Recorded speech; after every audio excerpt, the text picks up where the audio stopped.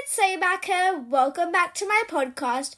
Today we're going to be talking about the ozone hole, which is an area in the ozone layer that thins over Antarctica. And this thinning affects the whole entire planet.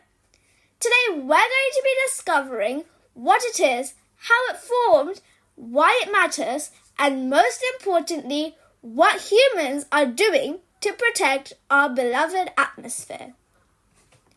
Let's start with what the ozone layer is.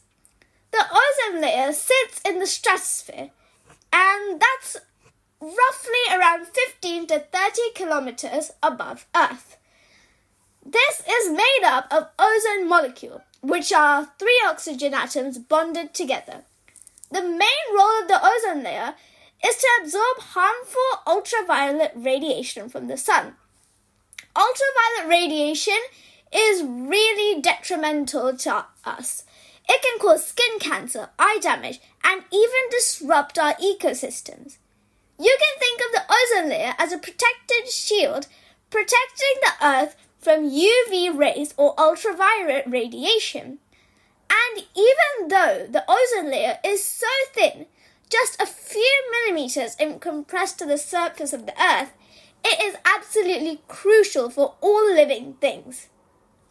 Now let's dive into how the ozone hole was discovered. In the early 1980s, scientists in Antarctica noticed that the ozone layer was thinning dramatically every spring. This thinning area became known as the ozone hole, as the ozone layer was much weaker there. But even before this, chemist Mario Molina and F. Sherwood Rowland had shown that CFCs, or chlorofluorocarbons, which were found in fridges, air conditioners, and aerosol sprays, these could destroy the ozone molecules which were in the ozone layer.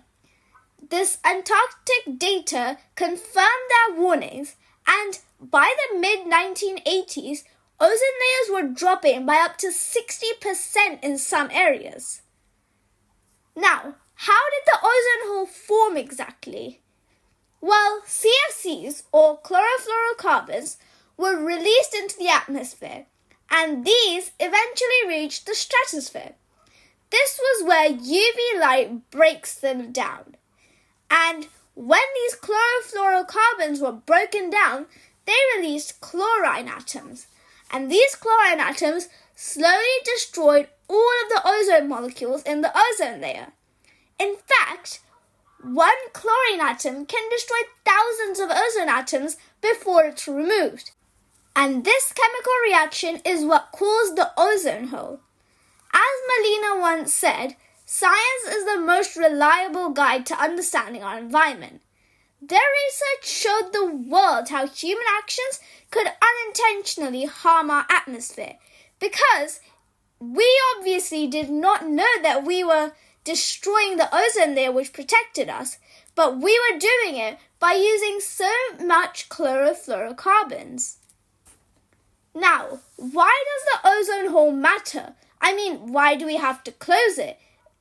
Is Antarctica really that important for us to keep away from UV radiation? Well, when ozone levels drop, even more UV radiation reaches the Earth. And for humans, this increases the risk of skin cancer, cataracts, and even immune system damage. Animals, especially in Antarctica, can experience reproductive problems which can stop the food chain, and plankton populations decline. This affects every animal in the Antarctic food chain. But it's not just animals, but plants can also suffer, because the ozone hole is disrupting the ecosystems globally, not just in Antarctica.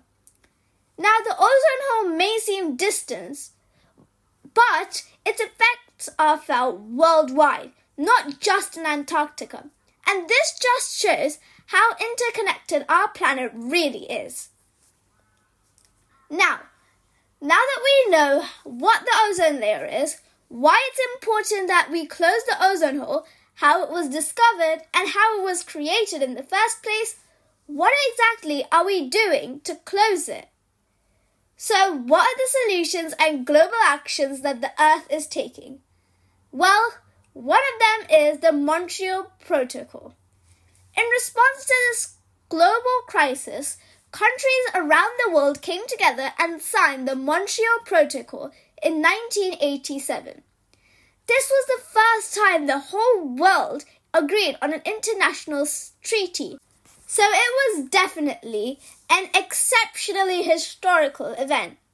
The Montreal Treaty, well, it aimed to phase out ozone-depleting substances like CFCs, which were found in fridges, air conditionings, and much more, as well as halons.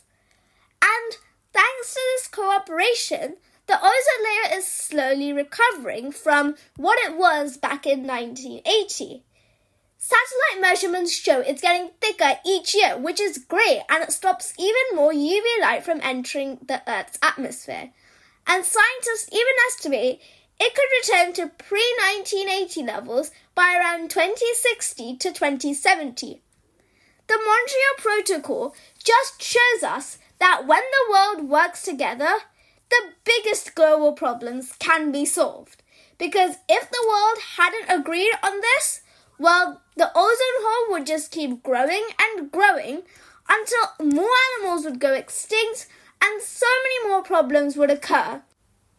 So, the story of the ozone hole is both a warning and a success story. It reminds us that human activity can have extremely serious consequences, but also that science and awareness, as well as global cooperation, can make a real difference. So, remember the story of the ozone hole as a reminder that sometimes even humans can cause problems that can harm the entire world. But in the end, the world will have to agree to fix them. That's it for today's episode. I hope you enjoyed and learned something new. And I'll see you next time. Don't forget to subscribe to my podcast on Spotify, Google Podcasts, Apple Podcasts, and so many more other platforms. And I'll see you next time.